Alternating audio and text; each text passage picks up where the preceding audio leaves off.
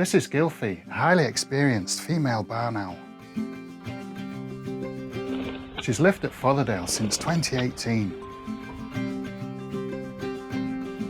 successfully raising 6 broods here.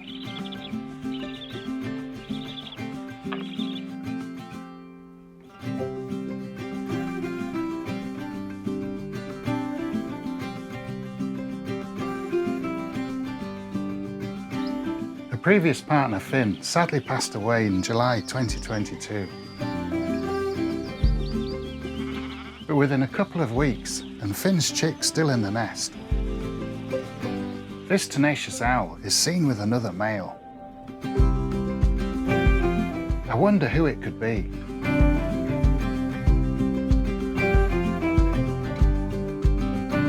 I notice he has an ID ring, so I look closely through the nest cameras to see who he is. It's Dryer. In 2019, he was rescued from a corn dryer by Jean Thorpe. He was brought here for release and put into Elm Stump at the same time as Finn, Gylfi's previous partner.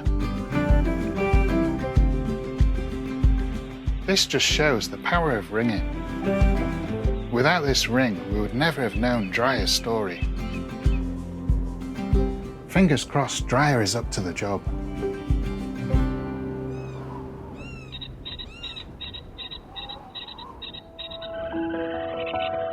It's January, and this pair is spending a lot of time together. It's beautiful to see their bond getting stronger. Look at them preening each other. This is known as allopreening, and it helps form and maintain strong bonds. They look very content together. Even though it's January, and they won't be laying eggs until the spring, they're keen to find a place to nest.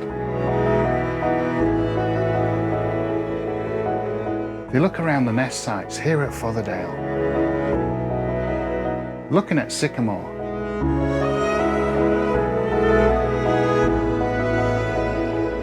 and Beech.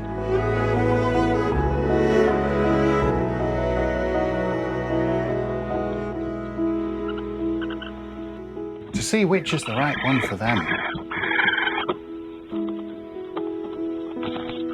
It's a promising sign they're going to breed this year. But they're not the only owls here. Tawny owls Bomber and Luna are extremely territorial. And want to make their presence known. And they chase the pair aggressively. Tawny owls are the heavyweights of the British owls.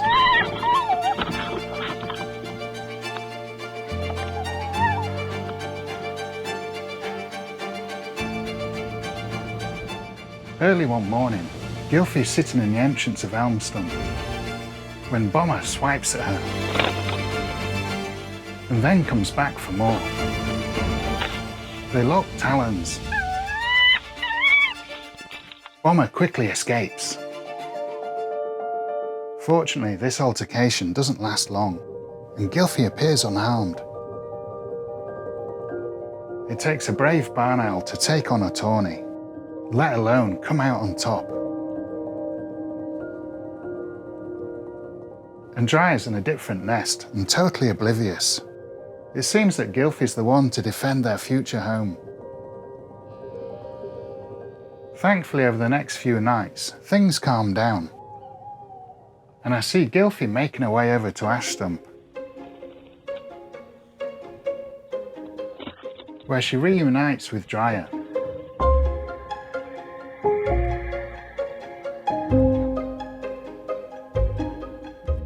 Not only is this Gylfi and Dryer's first year together, but I think this is the first year Dryer has ever paired up too. He's showing very little interest in mating. But the experienced Gylfi is determined to take matters into her own talons and stimulates mating by mounting Dryer. It's a fascinating role reversal, and something I've never seen in Barnhouse before. And it isn't a one-off. Over the next few weeks, this strange behaviour continues, which leaves Dryer scratching his head.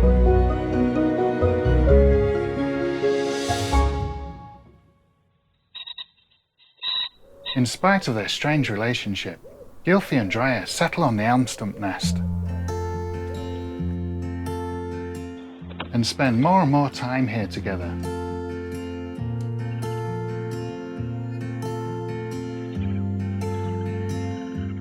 Gylfi's technique of trying to initiate mating seems to be working.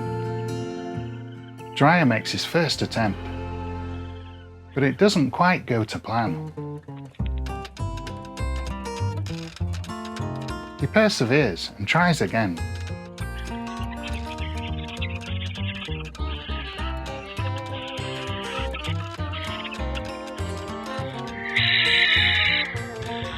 And again. He seems to have got the hang of it. Fingers crossed he's been successful.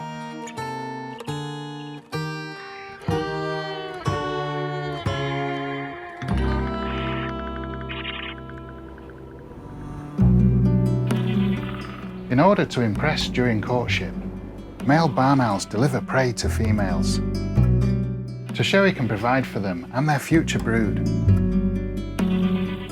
But it seems like Dryer hasn't got the memo. So Gylfi has to take charge yet again and go and get her own food.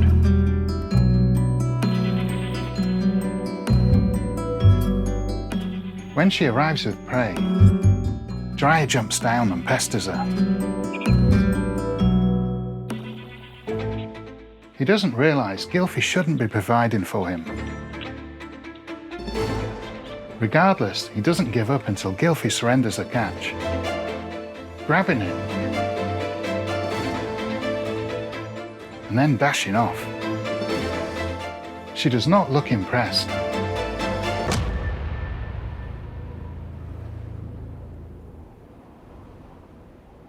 But a few days later, when Gylfi's in Elm alone,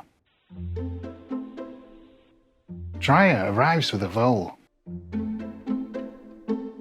Maybe he's finally learnt his lesson. Or maybe not. He seems reluctant to give up the goods.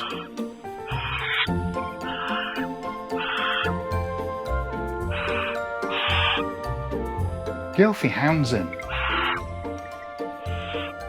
but Dryer tries to hide his prize before leaving.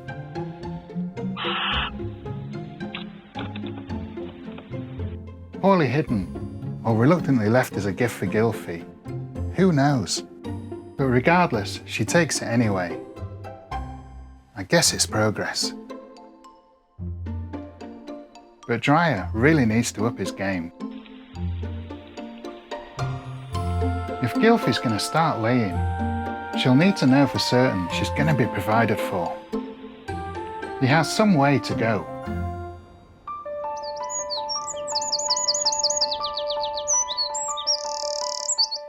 But at least the mating attempts seem to have gone to plan.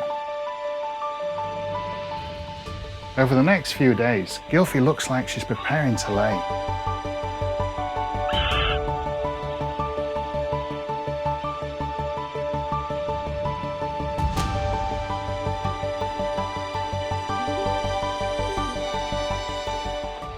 And I see her nest scraping.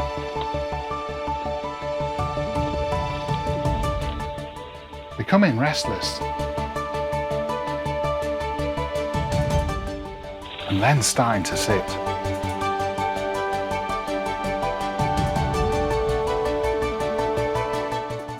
And then finally, at the end of May, she stands up to reveal her first precious egg.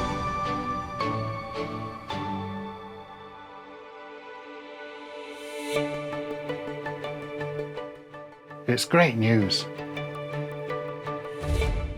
Dryer returns an hour and a half later. He He seems to know there's something different. Gylfi stands, but he doesn't see the egg at first. But then he gets a glimpse and is transfixed.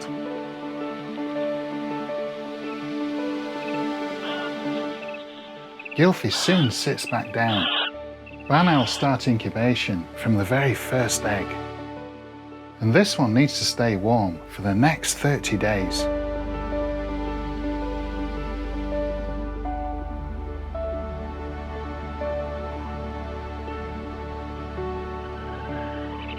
It's been fantastic to see Gylfi find a new mate in Dryia.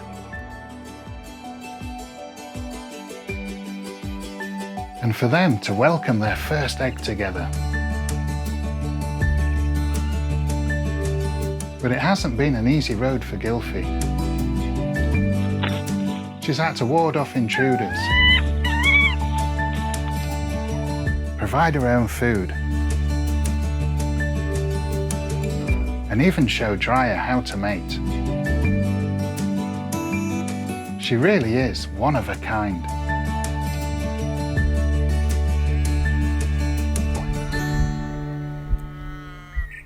It's now early June, and 4 days since Gylfi laid her first egg in Elmston. She usually lays eggs every 2 to 5 days, so the next egg should be here soon. Dryia comes over from Ash and looks under Gylfi's tail feathers, but there's still only one egg.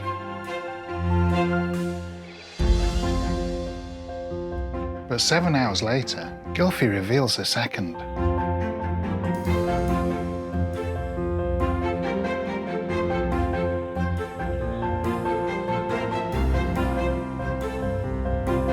And 3 days later, a third. When Gylfi stands up to stretch her legs, Dryia seizes the opportunity to look at the 3 precious eggs. He's not had his own before, but as he steps closer, a protective Gylfi sees him off.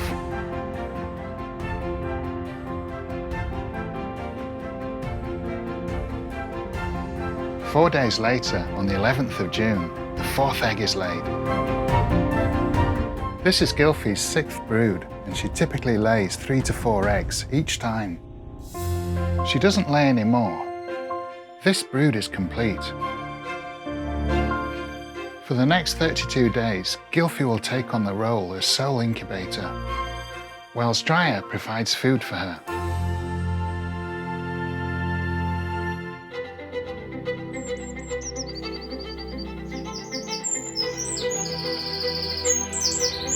I spot Dryia hunting in a nearby field, and he dives into the grass. He brings in a freshly caught vole and leads Gylfi across the nest.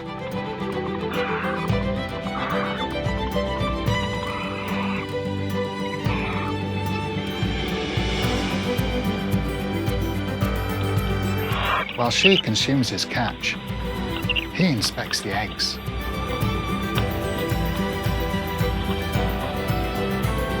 Only last month, Dryia didn't know he was supposed to be the provider and chased female Gylfi around the nest when she returned with food. But Gylfi's new partner has come on in leaps and bounds. He's unstoppable, bringing in a variety of prey while Gylfi incubates the eggs. Delivering rats, mice, and voles.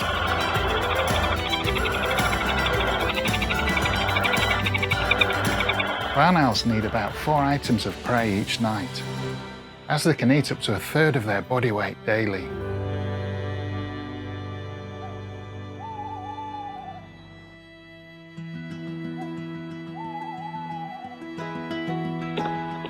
Gylfi rarely leaves the nest because she needs to keep the eggs constantly warm. But one time, when Dryer arrives, Gylfi's nowhere to be seen.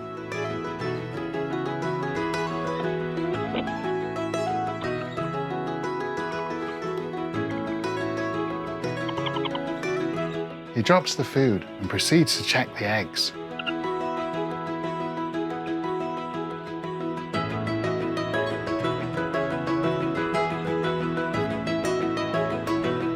Making sure they're all fine, before calling Gylfi in a panic.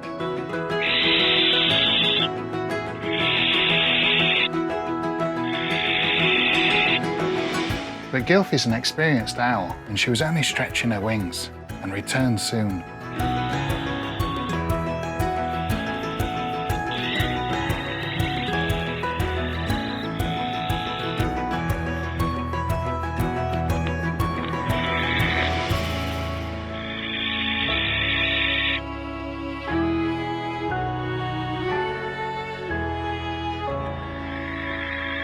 The eggs are safe under her control.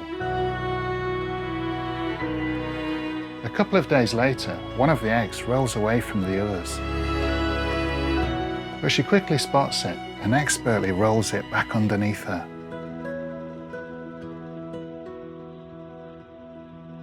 It's now 31 days since the first egg was laid, and Gylfi and Dryer's hard work has paid off. As night falls here at Fotherdale, Gylfi helps the first chick out of its shell. I'm amazed how gentle these birds can be. This chick comes into the world almost bald and completely blind, but will soon develop a thin layer of down, and will open its eyes between 1 and 2 weeks old. As Gylfi stands to stretch over the next few days, I get some amazing views of this little owlet.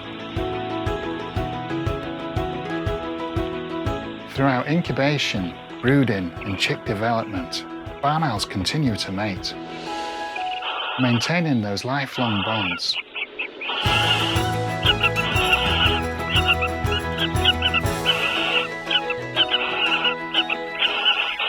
I notice a squirrel outside the nest, a real danger to the eggs and chick.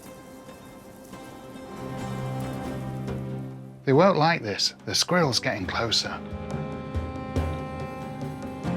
Gylfi and Dryer dart out of Elmstone, but accidentally throw the chick across the nest. This isn't good. At this age, that chick won't be able to move about, so I'm going to pop it back where it should be.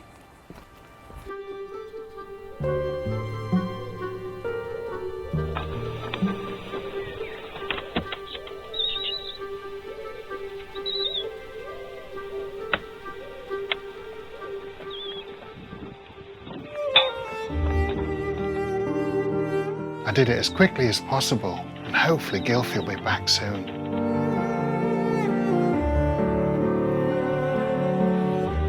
She returns 15 minutes later to the calls of her chick.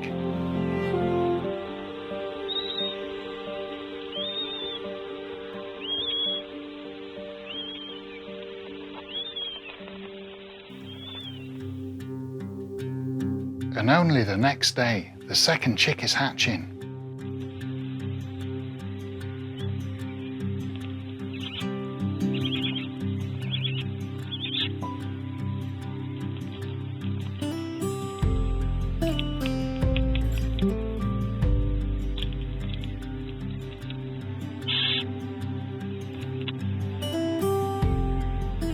And that evening, Dryer sees the second chick for the first time.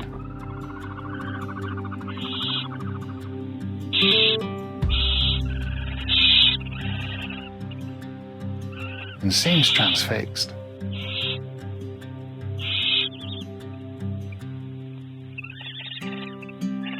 Two days later, she's removing another broken eggshell. There must be a third chick under her.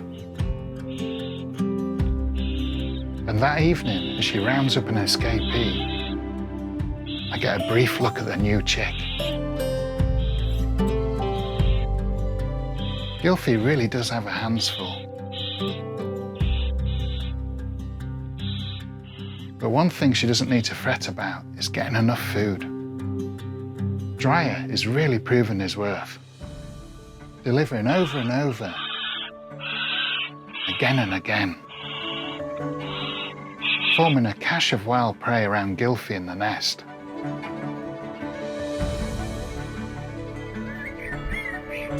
He's keen to remind her of his hard work, returning one morning to show Gylfi just how much food is delivered.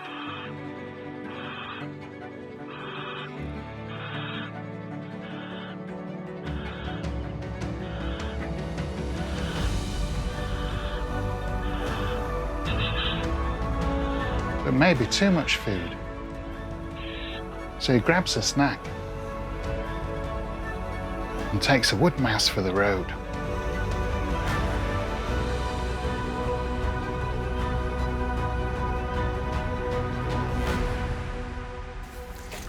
Gylfi's previous partner Finn was very attentive and would spend his days by her side.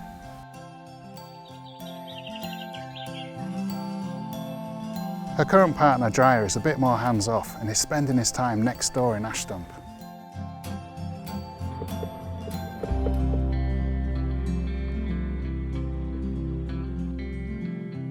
Five days later, the fourth chick hatches, and it doesn't look very strong.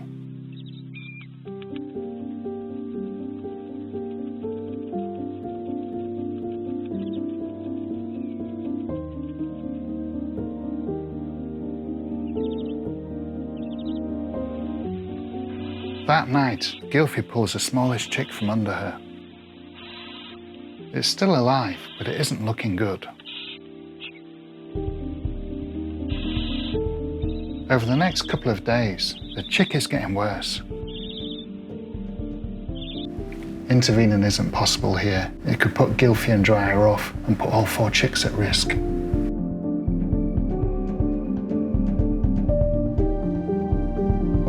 Unfortunately, the chick dies, and Gylfi feeds it to the remaining three. This isn't rare in birds of prey. They will eat their own chicks before they start decomposing, to avoid attracting scavengers to the nest, and to keep their remaining chicks fed. I decide to name the remaining chicks Thunder, Storm and Cloud.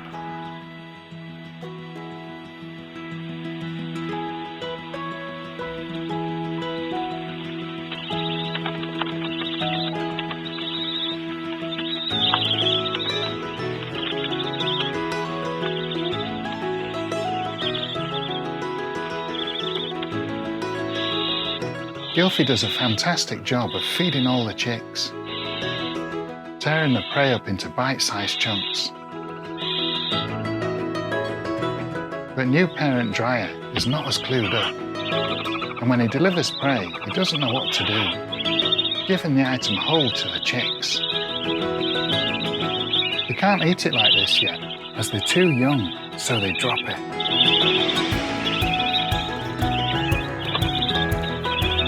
He waits for Gylfi to lend a helping hand. And the next evening, I'm amazed.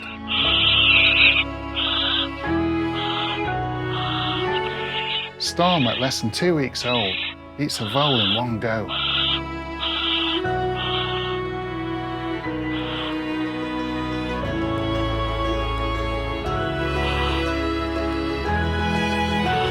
You can see it in her throat. Amazing.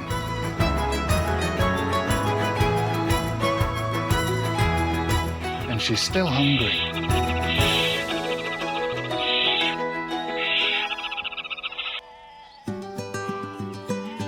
Ban-Owl chicks are in the nest for around 8 weeks, and these three are growing quickly.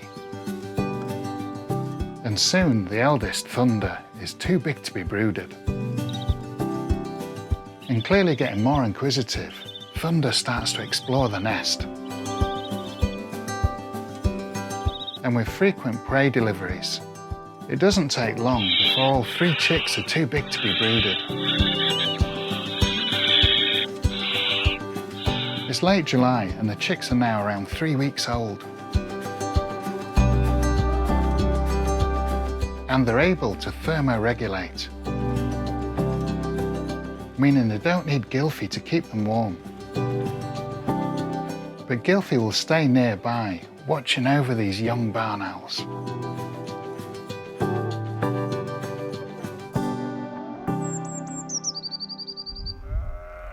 It's been an amazing couple of months following this barn owl pair, as they had a clutch of 4 eggs that all successfully hatched. Sadly, they lost one of their chicks, but the other 3 are developing well, thanks to Gylfi's care and Drya's food deliveries.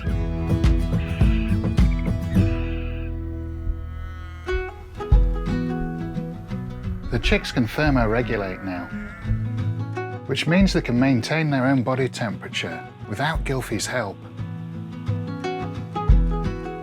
So she doesn't need to be in the nest all day.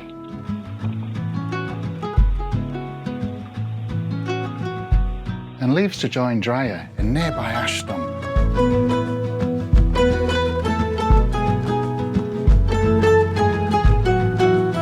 It's common for the adults to leave the chicks alone when they reach this age.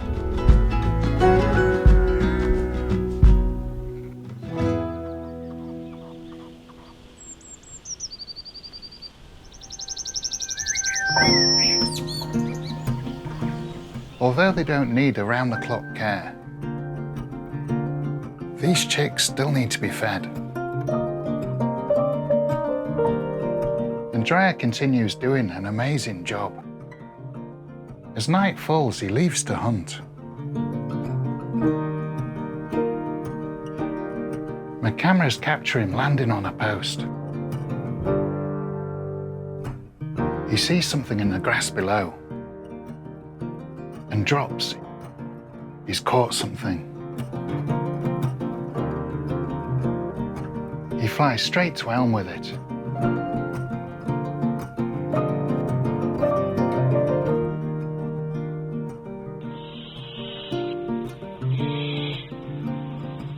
But these chicks are too tired to eat. Or maybe they're already full.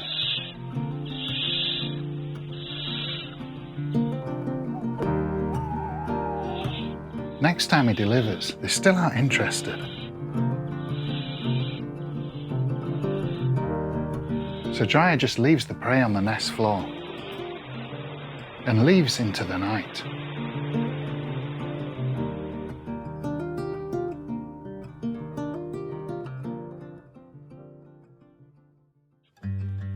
After their first day alone, Gylfi heads over from Ash to check on the chicks.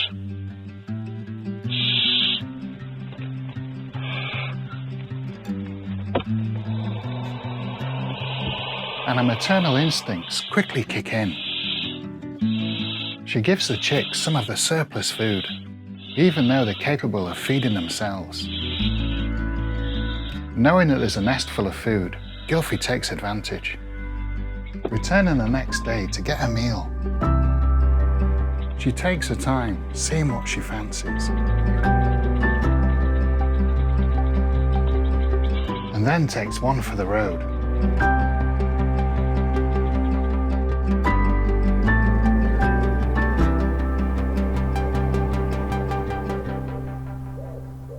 The next day, Gylfi returns to Elm for another easy meal.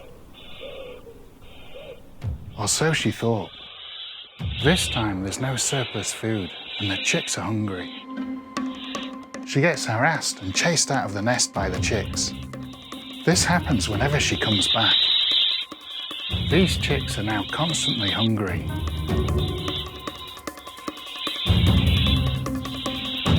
Gylfi will now need to join Drya in hunting for these chicks. And she does. That night, almost in unison, Drya and Gylfi deliver wood mice to their chicks.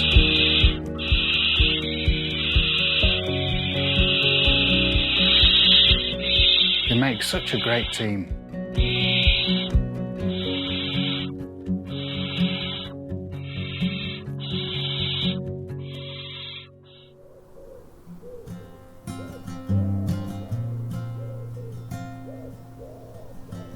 It's the beginning of August, and these three are really developing quickly. Flapping and stretching their wings and showing off their adult feathers as they come through. Practicing their hunting technique, pouncing around the nest. A vital skill. When barn owls hunt for prey, they hover before dropping down and grabbing it with their talons. So it's important to hone their pouncing skills if they're going to thrive in the wild.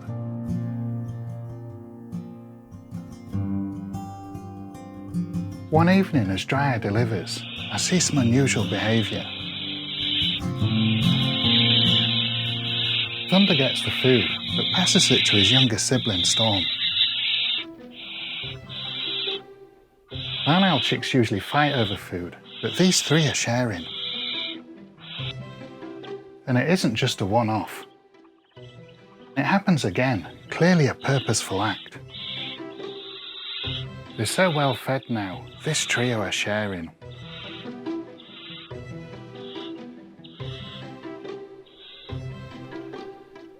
As the days go by, these chicks are becoming more interested in the world around them. Looking into the cameras and watching the flies on the nest floor.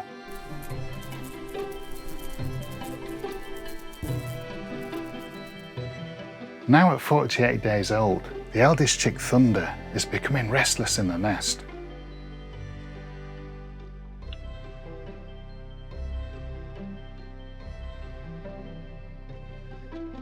And that night takes a leap of faith up to the nest entrance.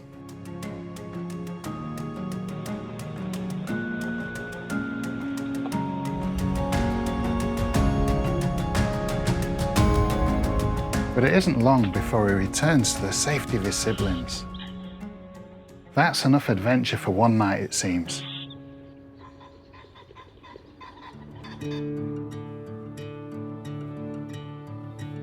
Thunder is really strengthening his wings, flapping and jumping around the nest repeatedly. And his interest in the outside world is clear. I catch him looking out of the nest entrance.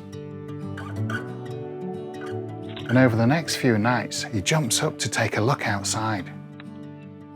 But his siblings try and pull him down.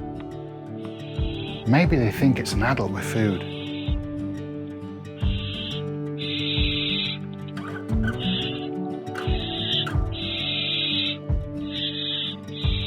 Spending time in the nest entrance has its benefits.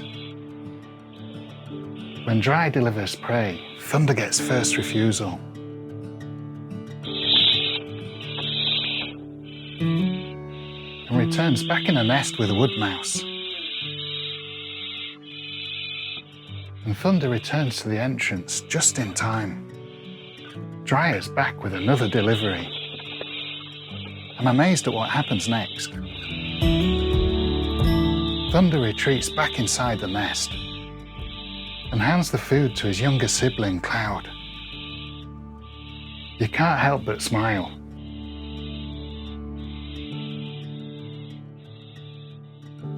Over the coming nights, Thunder becomes more adventurous and starts to climb outside the nest. But Dreier's arrival tempts him back inside.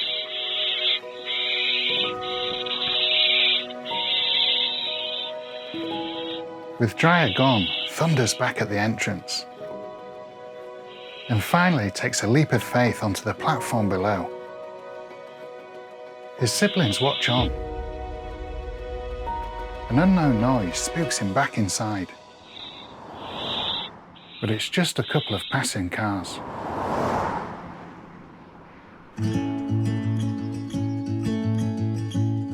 Thunder's ready to fledge very soon. So it's time these barn owl chicks get their BTO identification rings.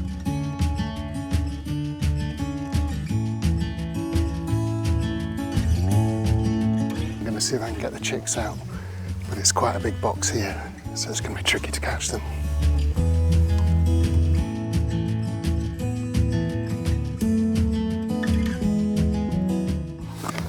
So that wasn't too bad. I've got all 3 chicks in here, and straight away I can tell they're really good weights. I use this bag because it's got separate compartments, so the chicks can't hurt each other. I'm joined by Jean Thorpe from Rydale Rehabilitation. Jean's a licensed ringer, and the utmost care is taken to ensure the safety of these barn owls. All right, let's get the rings on. We fit them with BTO rings, weigh them, and give them a health check. All as quickly as possible. Each ring is a unique number, and they're sized to fit a barn owl perfectly. These rings enable us to track the birds through their lives. And the benefit of these rings is clear. I share a lovely moment with Jean. As a reminder, the father of these chicks, Dryer, was rescued by her. Dryer's from you, isn't he? Oh, of course he was, yeah, from the dryer, yeah. Oh, yeah, that's really good to think that, isn't it? This would have been impossible to know if Dryer didn't have an ID ring. Ringing these chicks also gives us an opportunity to try and sex them. Thunder's facial disc and pale markings indicates he's a male. Flecks in the feathers and a darker overall appearance let us know Storm and Cloud are females. Really, I mean, this is really black, isn't it? And along here's black.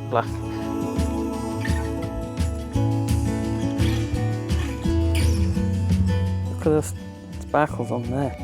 And along here, look, and down here. All 3 chicks weigh exactly the same. I haven't seen this before. And 390 grams is a brilliant weight, especially for the youngest. Gylfi and Dryer are clearly doing a fantastic job. Now all 3 chicks have their rings and have been weighed. It's time to get these 3 chicks back in the nest, and that information sent to the BTO.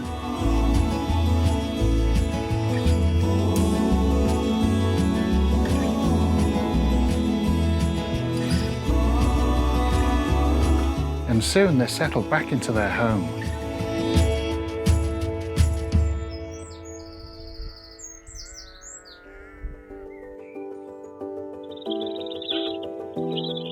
Thunder's back on the entrance, and then onto the ledge.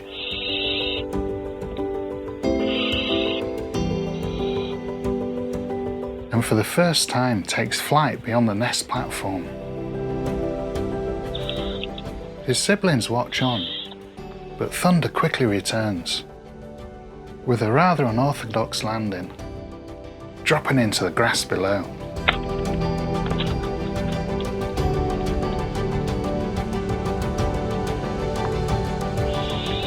But soon returns to the safety of his sisters.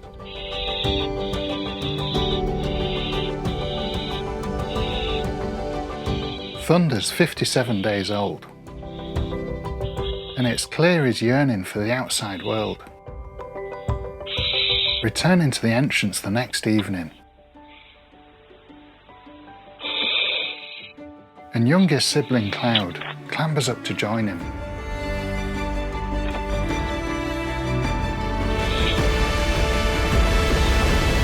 But when Thunder leaves, Cloud rejoins Storm, who's captivated by a beetle inside. At almost a week younger than Thunder, Cloud isn't ready to leave just yet.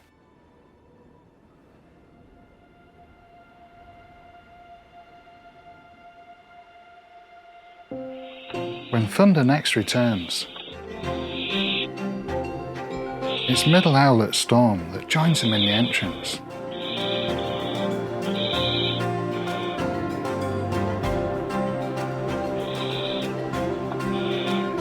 And once Thunder takes to the wing, Storm, at 58 days old, fledges onto the platform below. Never one to miss out on the action, Cloud jumps up onto the entrance. And what happens next is just lovely. Thunder returns to check in on Storm before leaving again, but he doesn't go too far. It only takes a couple more days until Cloud fledges at 59 days old.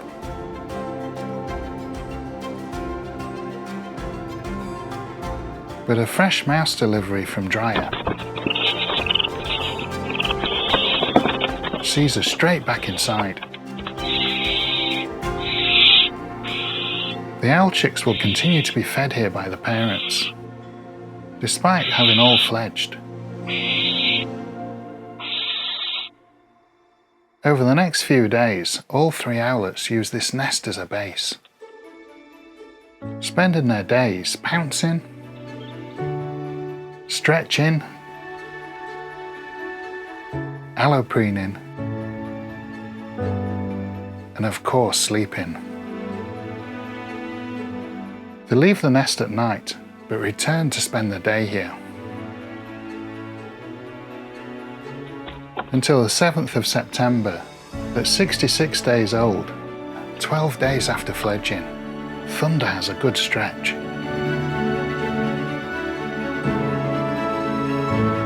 And leaves Elm for the last time.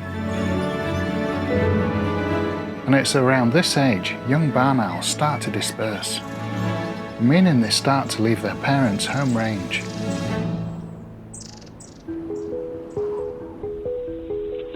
Sisters Storm and Cloud stay in the nest for a few more days, and their bond continues to grow, which is lovely to see.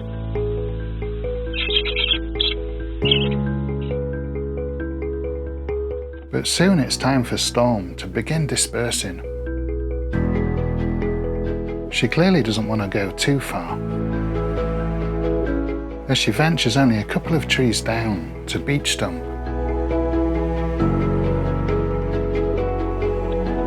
Cloud soon follows.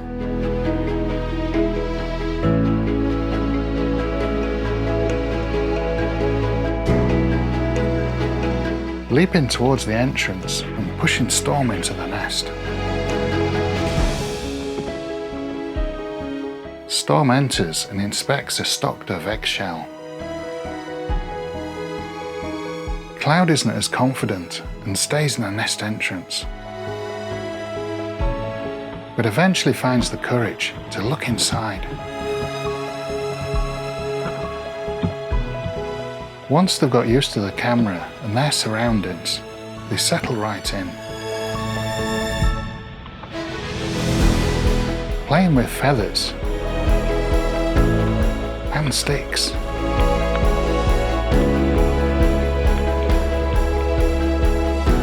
Allopreening. And seemingly holding talons. Over the next couple of weeks, these two spend time inside the nest and in the entrance. But as I've seen many times before, taking up residence in a nest box of such quality doesn't go unnoticed. The first visitors are the infamous jackdaws.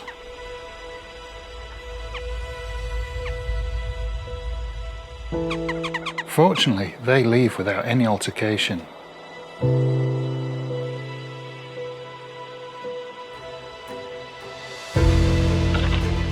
And then Jenny, Fotherdail's female kestrel, calls by. But she too leaves without much fuss. Unfortunately, not all visitors are so calm. One night as they both return, the resident tawny owls are hot on their tails. Storm gets tagged by Luna, but Cloud narrowly escapes. Bomber comes out of nowhere and takes Luna down. Clearly a case of mistaken identity, because Luna and Bomber are mates. But their drive to protect their territory is so strong. What happens next is something I know occurs, but have rarely caught on my cameras before. By the time they're 14 weeks old, barn owls tend to have dispersed from their parents' territories. But Cloud is past this age and still here. Sometimes they're tolerated by their parents, but other times they're not. Gylfi, the mother of these chicks, pays Cloud a visit in Beach Stump. Nothing too brutal, but enough to put Cloud on edge.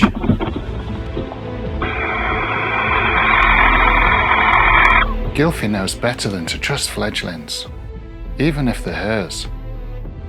Back in 2020, Solo from her first brood that year entered Elm and tussled with Gylfi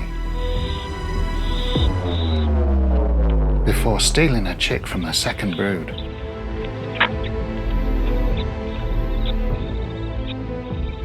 Gylfi won't make that mistake again.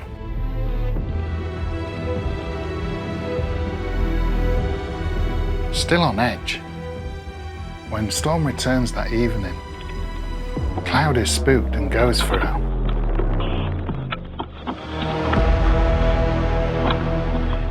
But soon distinguishes friend from foe, and things calm down. Up until now, the barn owls have been relatively protected in their nest, but they'll soon have to get used to these threats. Gylfi's message was received and understood. Only days later, both leave Beach Stump for good. After this point, I rarely have an insight to what happens. Dispersal direction tends to be completely random, and often up to 5 miles. But what I see next is fantastic. Storm appears on my cameras over at Ashwood. I can tell it's Storm by her unique BTO ring number. Once owlets leave their parents' range, they can travel from roosting site to roosting site. So in true Goldilocks fashion, Storm goes round all the nest boxes. But this one's too messy.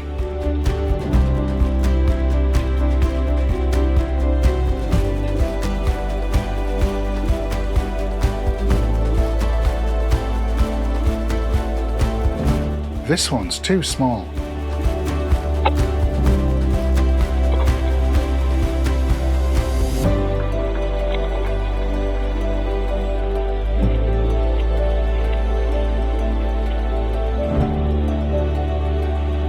This one seems okay.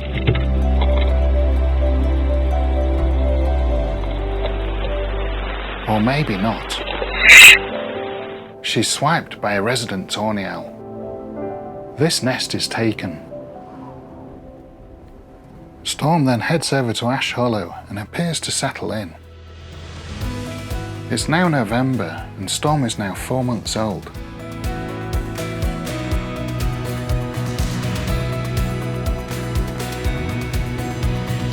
But when she sits in the entrance, she gets some unwanted attention.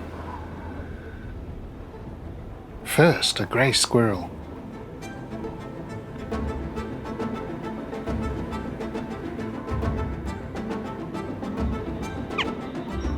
And then the jackdaws.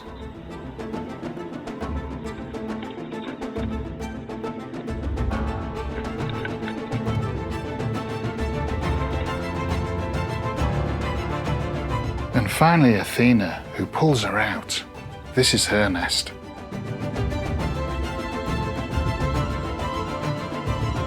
Despite having stayed in the area for an incredible 82 days, this interaction with Athena sadly puts her off Ashwood for good, and I don't see her on camera again.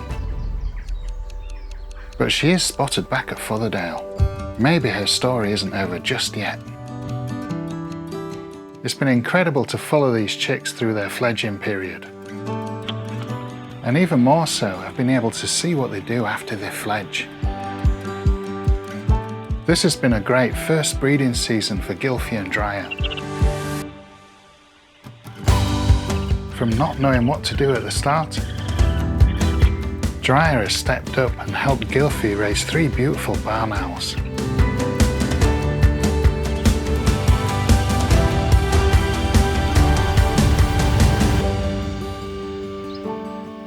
I have my fingers crossed for more success next year.